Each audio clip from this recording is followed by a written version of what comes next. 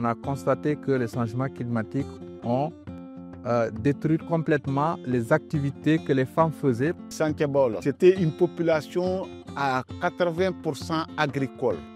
Mais avec ce réchauffement, cette avancée du désert, cette avancée du réchauffement climatique, cette transformation industrielle des déchets plastiques y compris, vous voyez qu'aujourd'hui, la production même a baissé.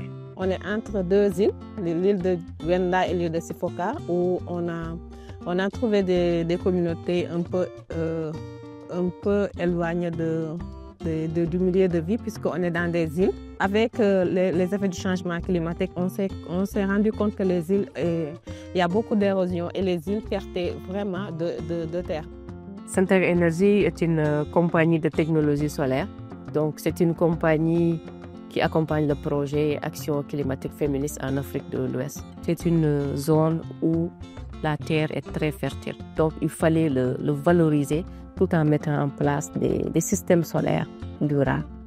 Là, nous sommes à Grand Lao, donc une des villes insulaires de Côte d'Ivoire. Donc, on a constaté en fait la diminution de poissons dans les différentes eaux insulaires. Et à côté de ça aussi, il y a la destruction des mangroves.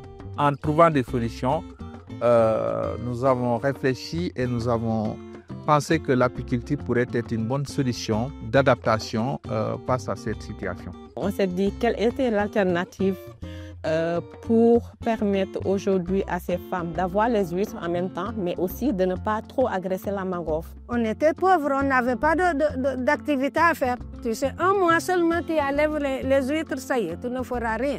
Donc on s'est mis d'accord avec ces femmes pour installer ce qu'on appelle un parc ostréicole qui pourra contenir également les huîtres, mais qui va permettre d'amoindrir la coupe du bois. Avec l'implication de plusieurs acteurs de pêche, nous mettons les sensibilisations autour de nous pour ne pas qu'on détruise les mangroves et que nous utilisions d'autres voies pour pouvoir faire nos transformations. Avant, on ne connaissait rien. C'est le technicien qui nous a formés.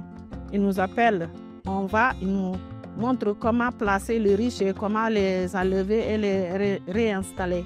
Il nous apprend aussi comment récolter. Grâce au projet Aquao, nous avons bénéficié d'un étang, d'une cage flottante qui va nous permettre de pouvoir augmenter notre rendement en matière de poissons. Aujourd'hui, avec ce parc ostréicole, avec le système qu'on est en train de former les femmes de Sifoka et Wenda, elles peuvent, au-delà des huîtres séchées, produire des huîtres crues et pouvoir les vendre au niveau des hôtels. On peut manger, mais ça, on vend pour avoir de l'argent et pouvoir se nourrir à la maison. Et elles sont tellement fières d'avoir ce parc parce que c'est installé par elles-mêmes.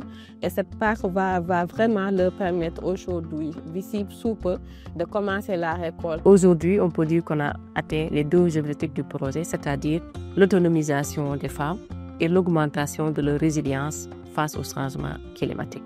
De 700 femmes qui sont touchées par rapport au projet et 21 000 personnes au niveau de la commune qui vont bénéficier des produits maraîchers bio. C'est quand même des infrastructures modèles qu'on a mis dans ces communes-là.